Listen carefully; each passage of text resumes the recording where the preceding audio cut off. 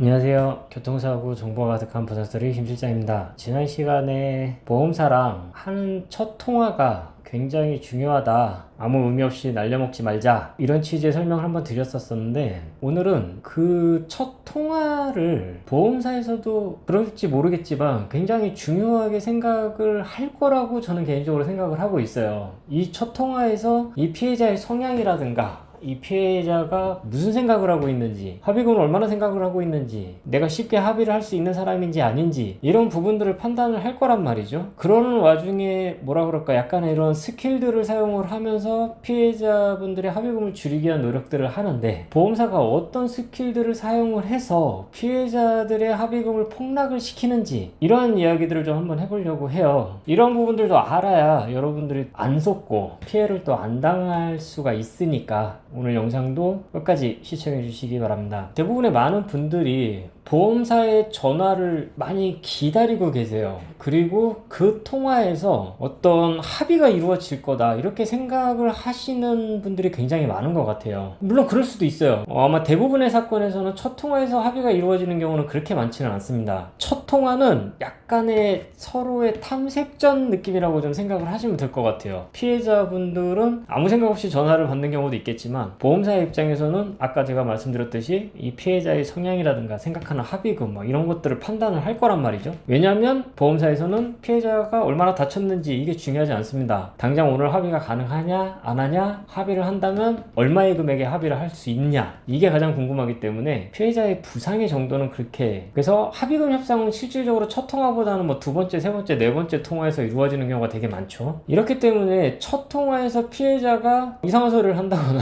너무 적은 금액의 합의금을 제시를 한다거나, 나한테 불리한 어떤 이야기들을 한다거나, 잘못된 정보를 제공을 한다거나 이런 일들이 발생을 한다고 하면은 그 이후의 통화에서 나한테 타격이 올 수밖에 없겠죠. 그래서 보험사 직원분들께서도 첫 통화 때 피해자들의 기를 죽이는 잘못된 판단을 하게 하기 위해서 하는 말들이 있는데, 그런 말들이 뭐가 있는지 그 이야기들을 좀 해드릴게요. 첫 번째로는 이 피해자의 상황이 별거 아니다, 다들 그 정도 다친다, 이런 경우에는 별거 아닌 식으로 처리가 되기 때문에 합의금도 적다, 이런 식으로 설명을 하면서 낮은 합의금을 제시를 하는 경우, 요즘 그런 부상으로는 합의금 그렇게 많이 못 나가요, 이런 얘기가 있을 수도 있고, 사고도 그렇게 크지 않은데 합의금이 이렇게 많이 나가면 큰일 납니다, 저는 여태껏 이렇게 합의금을 준 적이 없습니다, 이런 식으로 얘기를 한다거나, 당신의 부상은 별거 아니다, 이런 인식을 자꾸 심어주게 되는 거죠. 그렇기 때문에 결과적으로는 합의금이 적다, 이 얘기를 하는 거죠. 그리고 두 번째는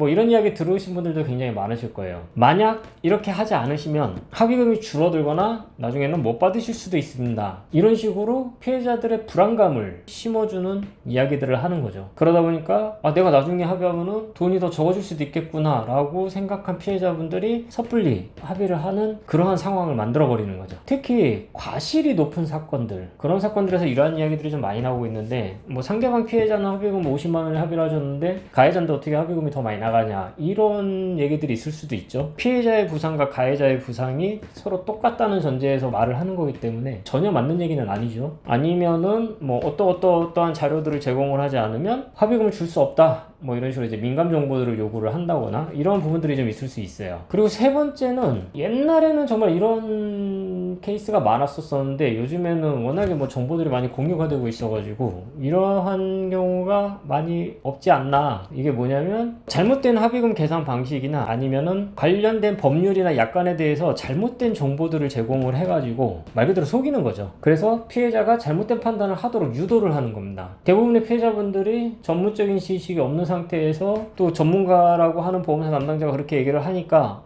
그럼 저게 맞겠구나 생각을 하고 합의를 하게 되는 그런 내용이 돼버리는 거죠. 그래서 이런 거 안 속으시려면은 꾸준히 공부하셔야 돼요. 꾸준히는 사실 어렵고, 내가 교통사고를 당했다고 한다면 적어도 내 사고에 대해서 어떻게 하는 게 맞구나, 이거에 대한 최소한의 정보들을 수집을 해서 그것들을 활용할 수 있는 그 정도의 노력들은 하셔야 됩니다. 그리고 네 번째는 심리적으로 압박을 주는 방법도 많이 사용을 하죠. 예를 들면은 시간 제한을 준다거나 3일 이내에 고민을 하셔야 합의금 이만큼 드릴 수 있습니다, 그 이후에는 합의금 이만큼 못 드려요, 이렇게 시간 제한을 둔다거나, 아니면 동승하고 있는 다른 사람들은 다 50만 원에 합의를 했는데 선생님한테만 특별히 100만 원 못 드립니다, 이런 식으로 식으로 다른 사람들과 비교를 한다거나, 또 아니면은 오늘 이 금액에 합의 안 하시면 없었던 일로 하고 뭐 이후로는 합의금도 적어줄 겁니다, 이런 식으로 뭐 시간이나 금전적으로 압박을 하는 거죠. 제가 생각나는 4가지 정도 보험사에서 많이 쓰고 있는 스킬들에 대해서 좀 이야기를 한번 해봤는데, 이러한 피해를 당하지 않으려면 무엇보다 우선시 돼야 될 거는 피해자분 본인께서 좀 많이 알고 계셔야 돼요. 그리고 두 번째가 보험사 직원들한테 이제 안 낚이려면